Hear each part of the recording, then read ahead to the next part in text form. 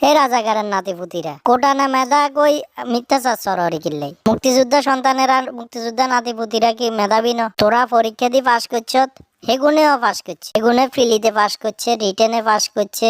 এরপরে যাই তোর ঘরে বাদ দিয়ে আমরা হেগুনেরে নিছি। তোরা পরীক্ষা দিবি, খালি পরীক্ষা দিয়ে ফি দিবে লাই।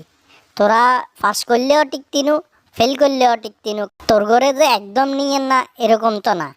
মনে কর পাশ করছে 10,000, তার মধ্যে নিয়োগ হইব 1,000।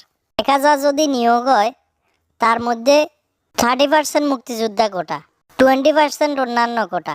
মুক্তিযোদ্ধা সন্তান না ইয়ে দুইগে চান্স পাই যারি, তারপরও তোরা মিথ্যাচার সরহরি যে মুক্তিযোদ্ধা কোটা না মেধা।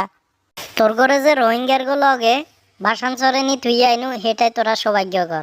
আর কয়দিন হরে এ বাংলাদেশে থাকবো কালে মুক্তিযোদ্ধা সন্তানেরা। মুক্তিযোদ্ধা সন্তান বাদে বাকি যারা আসস সবাইরে লই যায় ভাসান